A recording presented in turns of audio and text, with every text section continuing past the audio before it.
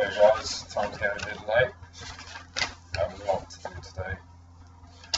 With work and all the extras that you already are. I'm just going to crack on with it. We'll continue on from page 40. Alright. The second part of relationship responsibilities. Actually, I finished that. I said we finished halfway down page 41. This failure to ask reflects human stupidity, less than it reflects human history. Until recently, it was unnecessary to tell any of these things to anybody. In the medieval city, everyone in district plead. Actually, I think it's.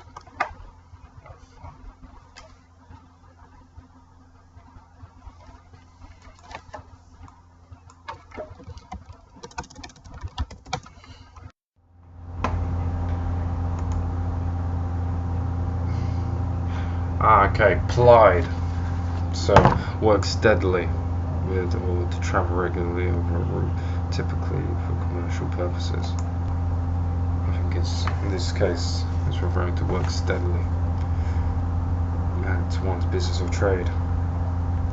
So this failure reflects human stupidity, less than it reflects human history. Until recently, it was unnecessary to tell anyone of these things to anybody, and this is referring to the question of identifying a person's characteristics and strengths in order to better their contribution to their work. Because in history, as we've read here, we can understand people normally continued on a legacy that would have they would have been born into. So a family's lineage would have been either within blacksmithery or anything like any one of those trades, or a farmer or what have you. So it was unnecessary to tell any one of these things to anybody.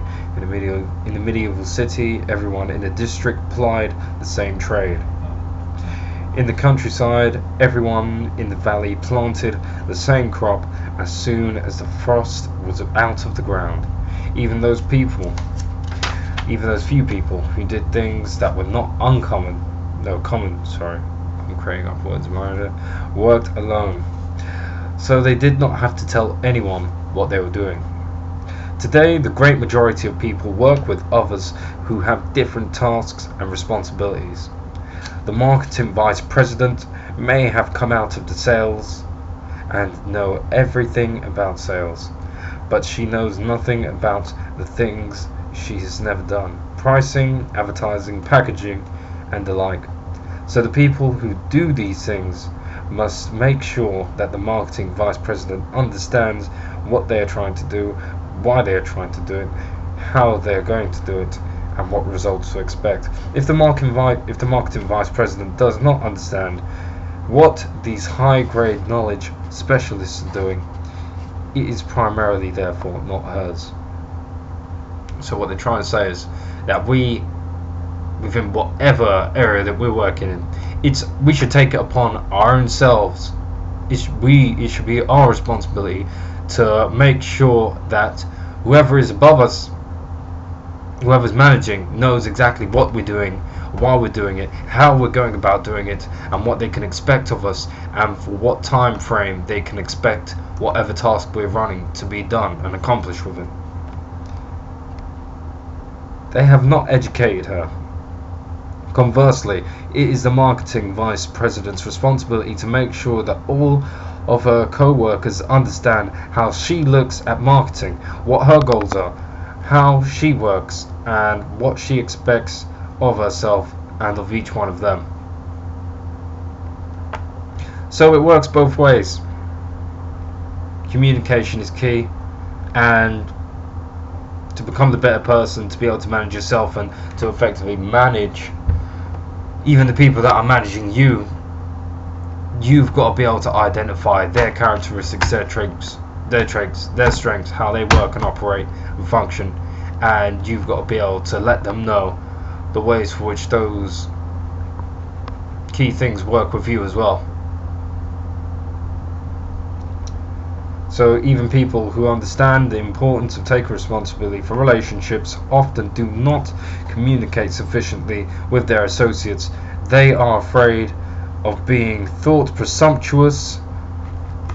Another word that I need to look up and just clarify my own mind. Presumptuous means to presume, or a person that behaving failing to observe the limits of what's permitted or appropriate. Okay. Failing to observe the limits of what is permitted or appropriate. I hope I won't be considered presumptuous if I offer some advice as the context for which they've given the example. So even people who misunderstand the importance of taking responsibility for relationships often do not communicate sufficiently with their associates. They're afraid of being thought presumptuous. So they're afraid of overstepping limitations and crossing boundaries simply by effectively communicating. Or so thought of being presumptuous or inquisitive or stupid. They are wrong. Whenever someone goes to his or her associates and says, "This is what I'm good at, this is how I work, these are my values, this is the contribution I plan to concentrate on, and the results I should be expected to deliver," the response is always, "This is most helpful, but why didn't you tell me earlier?" And one gets the same reaction without exception, in my experience, if one continues by asking, "And what do I need to know about your strengths? How do you perform? Your values and your proposed contribution?" In fact, knowledge workers should respect this of everyone with whom they work, whether a subordinate, superior, colleague, or team member. And again, whenever this is done, the reaction is always, "Thanks for asking me, but why didn't you ask me earlier?" Organizations are no longer built on force but on trust.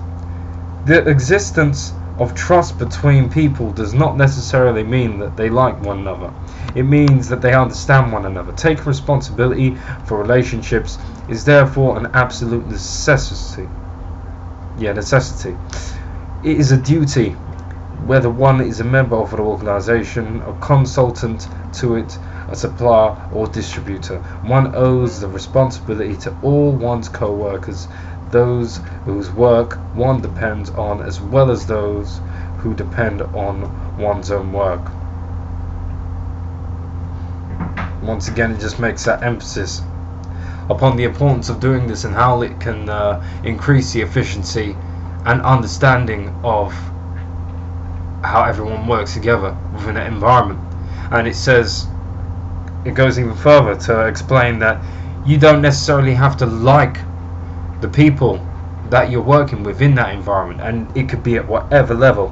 It could be as a co-worker, it could be as a superior, subordinate, or team member.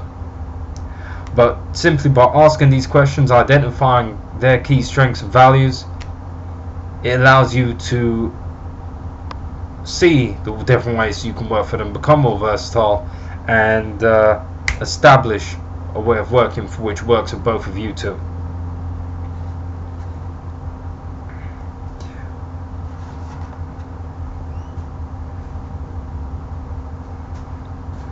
Taking responsibility for relationships is therefore an absolute necessity. It is a duty, whether one is a member of an organization or consultant to it, a supplier, distributor. One owes that responsibility to all co-workers, those who work one depends on, as well as those who depend on one's own work. As it says again, so we'll reach on to the second subtitle, the second half of your life. When work for most people meant manual labor, there was no need to worry about the second half of your life. You simply kept on doing what you had always done, and if you were lucky enough to survive 40 years of hard work in the mill or on the railroad, you were quite happy to spend the rest of your life doing nothing. Today, however, most work is knowledge work, and knowledge workers are not finished after 40 years on the job. They are merely bored. We hear a great deal of talk about the midlife crisis of the executive. It is mostly boredom. At 45, most executives have reached the peak of their business careers and they know it too. After 20 years of doing very much the same kind of work, they are very good at their jobs, but they are not learning or contributing or delivering challenging and satisfaction from the job. Yet they are still likely to face another 20, if not 25 years of work. That is why managing oneself increasingly leads one to begin a second career. There are 3 ways to develop a second career. The first is actually to start one. Often this takes nothing more than moving from one kind of organization to another. The divisional controller in a large corporation, for instance, becomes the controller of a medium-sized hospital. But there are also growing numbers of people who move into different lines of work altogether. The business executive or government official who enters the ministry at 45, for instance, or the mid-level manager who leaves corporate life after 20 years to attend law school and become a small-town attorney. We will see many more second careers undertaken by people who have achieved modest success in their first jobs. And actually, just to go back to review what we had just covered just there within that section, once again it creates an emphasis upon something that I've been feeling very inclined to doing for quite a while now: gaining a second income. So while maintaining your first set of income, upon this road to self-discovery and self-development, you realize your own values, and you realize that the importance of finding something that you're in correlation to. So our naturally inclined talents and skills and attributes, you realize by finding work that suits that works in relation to that, you can actually become happy, you can become satisfied, and you can become challenged and feel as if you're developing down a progressive route by finding something that coincides with your abilities.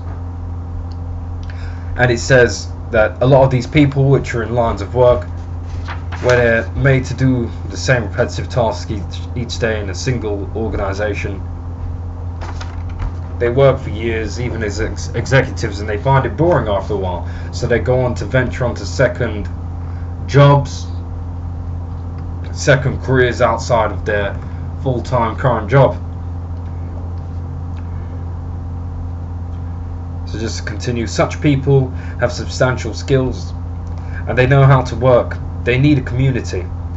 The house is empty with the children gone, and they need income as well. But above all, they need challenge. The second way to prepare for a second half of your life is to develop a parallel career. Many people who are very successful in the first careers stay in the work they have been doing, either on a full-time or part-time or consulting basis. But in addition, they create a parallel job, usually in a non-profit organization that takes another 10 hours of work a week. They might take over the administration of their church, for instance, or the presidency of a local Girl Scouts council. They might run the battered women's shelter, work as a children's librarian for the local public library, sit on the school board, and so on. Finally, there are the social entrepreneurs. These are usually people who have been very successful in their first careers. They love their work, but it no longer challenges them.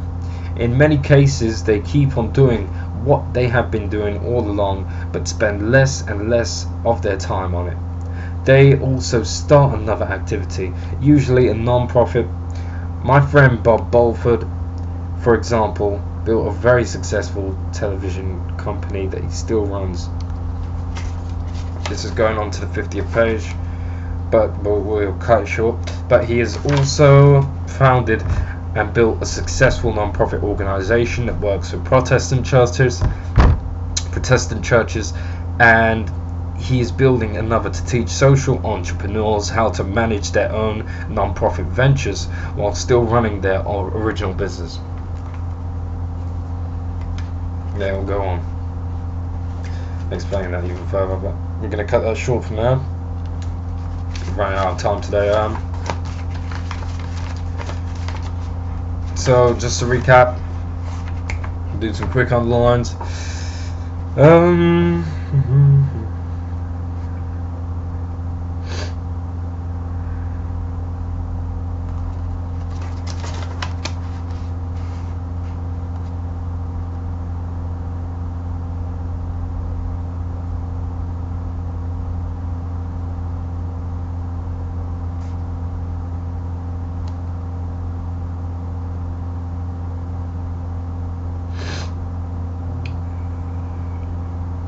Okay.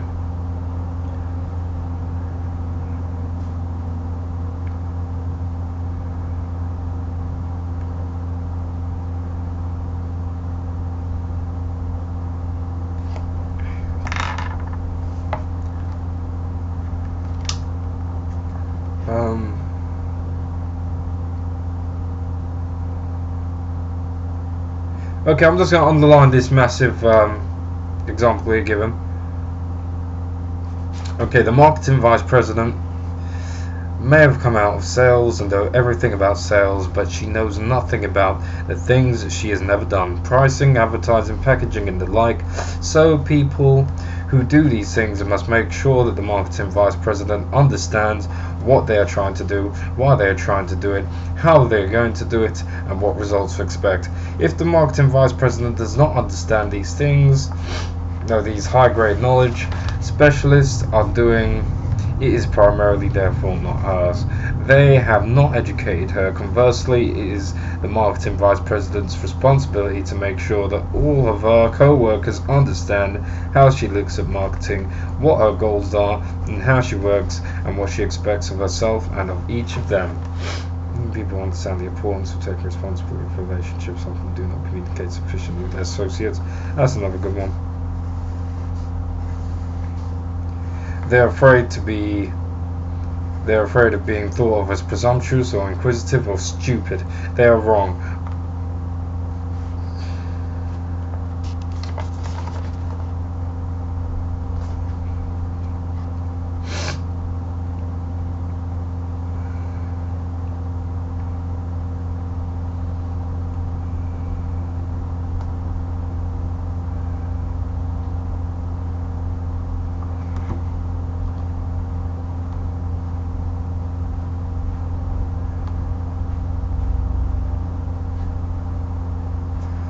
Organizations are no longer built on force but on trust.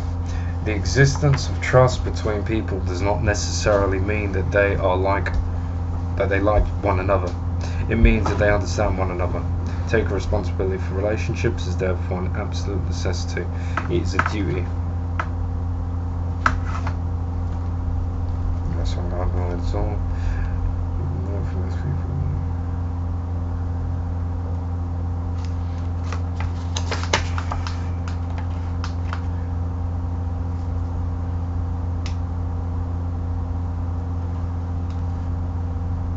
Oh, babe, can you bring down the guitar and the guitar pick? Babe. Yeah. I'm not going to play. I'm going upstairs now. Babe. No, because you played yesterday. Babe. It was good yesterday. No, babe. I said bring it down, please. I'm in a routine. Just bring it down. It'll be 10 minutes. I've nearly finished this. If you want to finish, I'll bring it down. Can you just bring it down now, so the quicker we can date things out? Once it's done, I can just bang it out of the way. Rebecca, she was playing.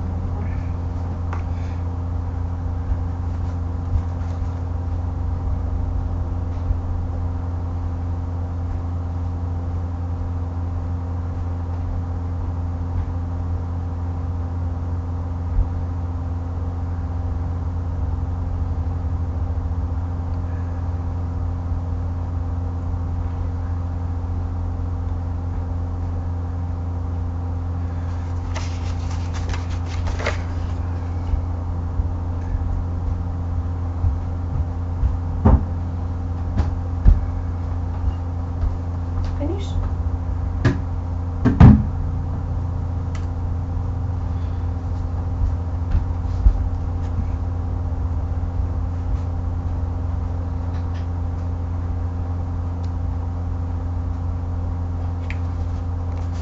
Yeah, that's what I'm going to underline for now. That's all the points touched. I think we can learn from. Well, guys, thank you very much for tuning in. And yeah, I had to rush things tonight because I'm running out of time. I had a few things I need to do, but I feel the checklist, all the main points. I'm going to be going on to my midnight jam session. You can add me on Facebook, Nathaniel JP Wills. Check out my 67 Steps reviews, which is an amazing program for anybody who's into self-improvement. 67 steps to health, wealth, success. No, health, wealth, love and happiness. It's incredible. One of the best investments I've ever made in my life. And yeah, so thanks for tuning in, and hope you look forward to the next video that I release. Like the page, follow on. It's always great to have something, as I always say, to look at that's actually positive and encouraging, that's going to add value to your life. Remember, you are what you feed your mind. Stop feeding it crap. Monitor what you're intaking.